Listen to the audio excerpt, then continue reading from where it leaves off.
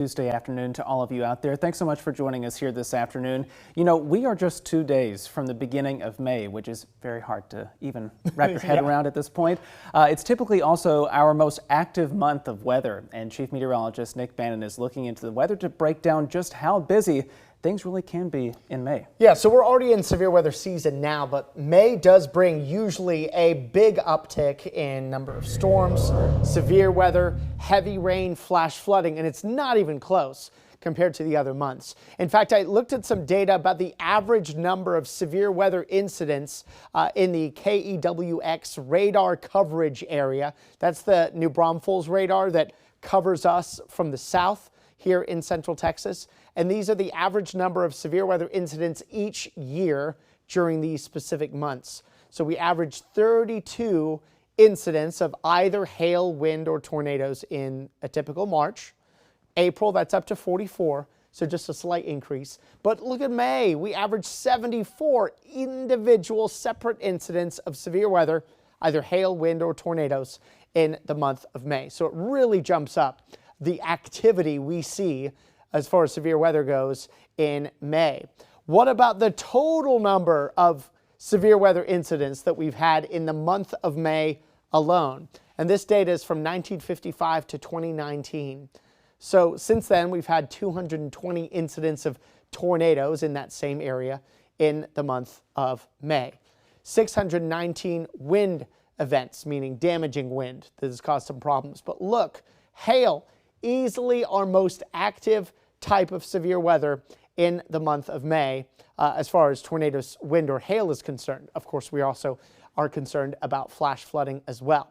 Some other specific details that we may not have talked about a whole lot. There's technically a very specific severe weather season. We usually say March 1st through the middle of June, and that's generally true. But we can even be more specific than that. February 22nd to June 27th, with an average peak date, meaning the day that sees more severe weather than any other day, on average, is May 10th. And the times that you're most likely to see severe weather, 5 p.m. to 9 p.m. These are the 4 hours where we get most of our severe thunderstorms. So we want you ready for severe weather. We've already had a little bit of it so far this spring. It's been relatively quiet compared to other years, though.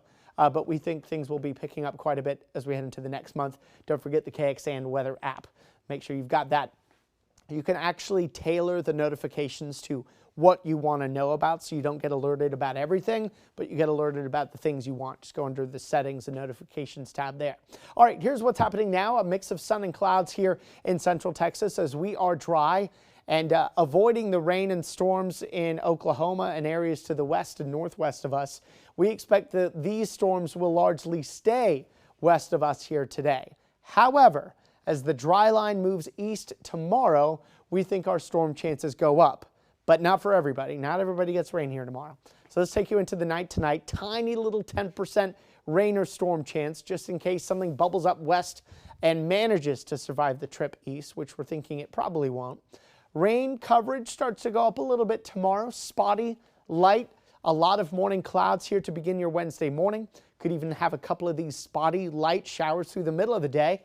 All the while, the cloudy skies of the morning will gradually be breaking apart to reveal more sun as we get into tomorrow afternoon. Late afternoon and into tomorrow evening, as the dry line approaches, we may see storms form out ahead of it, if that dry line can produce enough lift to overcome the cap in the atmosphere. If it does, some of the storms that develop may end up strong or severe, but we're thinking the coverage of them will be rather limited. So only about 40% of us getting rain or storms here tomorrow, with the best opportunity coming early evening, again during that 5 to 9 window. But notice how the strongest of storms will probably miss us to the north, but should we get storms here, they could be strong or severe. It's all about whether we can overcome that cap in the atmosphere. Thursday, we tried doing it all again. Clouds in the morning, perhaps a little morning sprinkle. A lot of sun here on Thursday. And this particular model actually thinks that the cap in the atmosphere may be a little easier to overcome on Thursday based on the position of the dry line. Few storms bubble up, and if they do, they could make it into the metro This is just one solution, though. Not all models are quite this stormy here for Thursday. But bottom line, we think there's opportunities Wednesday and Thursday for rain and storms, and should storms develop, they could be strong or severe. So just a low 10% rain chance tonight, a warm night, overnight lows in the low 70s. 40% of us getting rain and storms here tomorrow, so that's not even half of the area, but just got to be ready in case they're strong or severe. High of 88, another breezy day tomorrow. The severe weather risk, it's a 1 out of 5. It does go to a 2 out of 5 north of our area. If we get storms, large hail, damaging wind, the primary concerns. Another 1 out of 5 for most of the area here for Thursday.